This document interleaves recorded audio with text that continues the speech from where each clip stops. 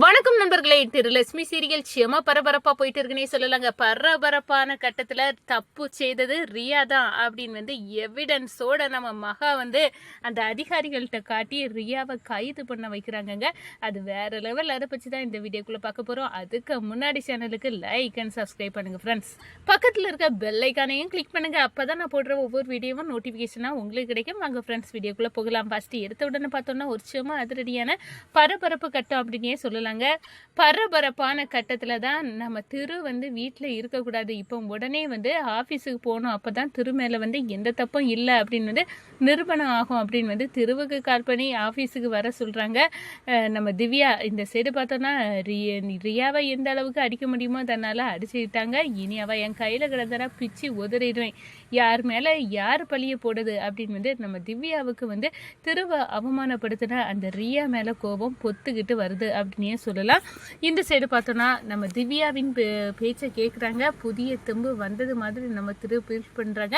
நம்ம மேல தப்பு இல்லை அப்படின்னு இருக்குனால நம்ம அந்த இடத்த விட்டு கவிதா அத்தை சொன்னாங்கன்னு இங்கே வந்திருக்க கூடாது அப்படின்னு அந்த இடத்துல திரும்பவும் ஆஃபீஸுக்கு போகிறாங்க.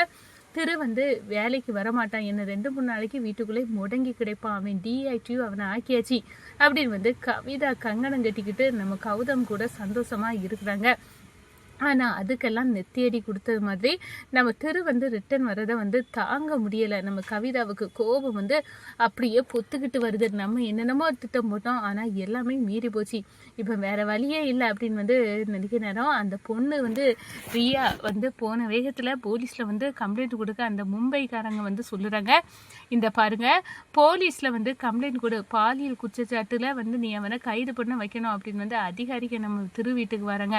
அப்போ தான் எங்கள் ஐயா திரு எந்த தப்புமே எங்கள் எம்டி சார் பண்ணியிருக்க மாட்டாங்க அப்படின்னு நம்ம மகா சொல்லுறாங்க. எப்படிமா அப்படி சொல்லுவேன், அந்த பொண்ணு தான் அவ்வளோ தெளிவாக ரியா போலீஸில் உங்கள் திரு எம்டி சார் மாதிரி மேலே கம்ப்ளைண்ட் கொடுத்துருக்கு, அப்படி இருக்க நேரம் இவர் மேலே எப்படி ஆக்ஷன் எடுக்காமல் இருக்க முடியும் அப்படின்னு சொல்கிறாங்க. நாங்கள் அதுக்காக தான் இப்போ உங்களை கைது பண்ண வந்திருக்கோம் அப்படின்னு சொல்ல நேரம் பரசுராம் குரூப் ஆஃப் கம்பெனியில் எம்டியை கைது பண்ணது அவ்வளோ பெரிய விஷயம் இல்லை, இது பெரிய ஹெட்லைனா எல்லா நியூஸ்லேயும் பரவும், இது பெரிய கம்பெனிக்கே ஆபத்து அப்படின்னு இருக்க நேரம் மகா ஒரு நிமிஷம், எம்டி சார் ரூமில் சிசிடி கேமரா ஃபுட்டேஜ் இருக்கும், அதில் எவிடன்ஸ் இருக்கும், எங்கள் எம்டி சார்கிட்ட அந்த ரியா தப்பாக நடந்துக்கிட்டானா நீங்கள் அவங்கள கைது பண்ணுவீங்களா? ஆமாம்மா, அதில் என்ன சந்தேகம், அதுவும் இப்படி ஒரு பெரிய தொழிலதிபர் மேலே பொய் புகார அவதூறு பரப்பு இருக்கானா அந்த பொண்ணை நிச்சயமாக கைது பண்ணுவோம்.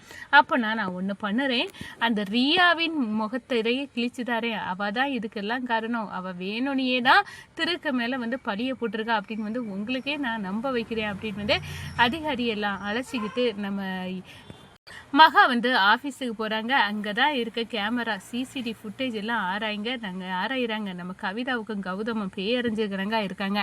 நம்ம இதையாவது ஒரு பழியை போட்டு எப்படியும் திரும்ப நம்ம டிஆக்டிவ் பண்ணி 2-3 நாளைக்கு வேலை விஷயத்தை சிந்திக்காமல் அவன் இருப்பான், வீட்டோடு முடங்கி இருப்பான், அவனுக்கு எந்த தொழிலையும் கான்சன்ட்ரேஷன் இருக்காது, அந்த அளவுக்கு பண்ணுவோம் அப்படின்னு எல்லாம் நினைச்சோம். யார் இந்த மகா, இவன் ஓடி குட்டையை கிளப்பின மட்டையாட்டு இங்கே உள்ள சிசிடி ஃபுட்டேஜ் எல்லாம் இப்போ மீடியாக்கெல்லாம் பரப்பி கண்டிப்பாக ரியா மேலே தான் தப்பு, ரியா இவ்வளோ ஒரு கீழ்த்தனமாக ஒரு அதிகாரிகிட்ட ஒரு எம்டி கிட்ட இப்படி நடந்துக்க, இப்படி ஒருத்தி அப்படின்னு ரியாவை அவமானப்படுத்தும் விதமாக இது அமைய போகுது அப்படின்னு அந்த இடத்துல சாக்காவே நிற்கிறாங்க. சிசிடி ஃபுட்டேஜில் பார்க்குறாங்க ரியா நம்ம திருகிட்ட தவறாக முயற்சித்து அந்த வீடியோ ஃபுட்டேஜை எடுக்கிறாங்க. மகா அதிகாரிகள்கிட்ட காட்டுறாங்க, ரியாவை கைது பண்ண வைக்கிறாங்க. ஒரு கட்டத்தில் பார்த்தோன்னா ரியா கைது, திரு மேலே பாலியல் புகார் அந்த பொண்ணு வேணும்னே அவதூறு பரப்பி தான் செய்திருக்கு, அந்த குற்றத்திற்காக அவளை கைது பண்ணுறோம் அப்படின்னு நம்ம ரியாவை கைது ஆகிறாங்க. மும்பையிலேருந்து டார்ச்சர் கொடுக்குறாங்க நம்ம கவிதாவுக்கும் கௌதமுக்கும். என்ன நடக்குது அங்கே, உங்களெல்லாம் நம்பி இப்படி ஒரு காரியத்தை விட்டா இப்போ சொதப்பிடிச்சு, நாங்கள் ரியாயை விட்டு எப்படியாவது டிஆக்டிவ் பண்ணி திரு 2 நாளைக்கு வேறு எதையும் சிந்திக்காமல் அதையே போட்டு மண்டையை பிச்சுக்கிட்டு கிடப்பான், வேறு வேலை ஒன்றும் பார்க்க மாட்டான், அவனால் ஒன்றுமே செய்ய முடியாது, அவன் தொழிலில் முடங்கி கிடப்பான் அப்படின்னுலாம் கங்கடம் கட்டினான். ஆனால் எல்லாம் சொதப்பிட்டு அந்த மகா யார், திருவை அழிக்கிறதுக்கு முன்னாடி இந்த மகாவை அழிச்சு ஆகணும், மகா இருக்கிற வரையும் திருவை அழிக்க முடியாது அப்படின்னு வந்து அந்த இடத்துல இருக்கிறாங்க. நம்ம ரியா வந்து கைது ஆறாங்க. திவ்யா ஓடி வராங்க. மகா, எங்களுக்கெல்லாம் இல்லாத யோசனை உனக்கு எப்படி வந்துச்சு? நீ வந்து அந்த சிசிடி ஃபுட்டேஜை இப்போ காட்டாட்டா இப்போ என்ன நடந்திருக்கோம்? திரு கைது அப்படின்னு வந்து அந்த இடத்துல எல்லா மீடியாக்களையும் ஓடும். அக்கா வாயை முடுங்கக்கா, அப்படி ஒரு நிலைமைக்கு நான் உங்கள் குடும்பத்தை விட மாட்டேன் அப்படின்னு வந்து அந்த இடத்துல சொல்லிக்கிட்டு நம்ம திவ்யாவை வந்து மகா வந்து கெட்டி பிடிக்கிறாங்க. எப்படியோ நீங்கள் வந்து நல்லா இருக்கணும்க்கா, நான் வந்து அதுக்காக தான் இப்போ வந்து நீங்கள் கட்டிக்க போகிறவருக்கு மேலே எந்த பழியும் இல்லைல்ல அப்படின்னு வந்து அந்த இடத்துல மகா கேட்குறாங்க. இல்லை மகா, நீ வந்து என்னை கைவிடலை, யார் எது வேணாலும் சொல்லட்டும், எங்கள் குடும்பத்துக்கு மேலே அவ்வளோ பாசத்தை வச்சுருக்க அப்படின்னு வந்து அந்த இடத்துல கட்டி பிடிக்கிறாங்க. நம்ம திரு பார்க்குறாங்க, நம்மளை காப்பாற்றுறதுக்கு இவா ஒருத்தையே இருந்தால் போதும் பொழுது எந்த இதையும் நம்ம தாண்டிடலாம், அந்த அளவு நம்பிக்கை நம்ம மேலே அவ்வளோ நம்பிக்கையை வச்சுருக்கா.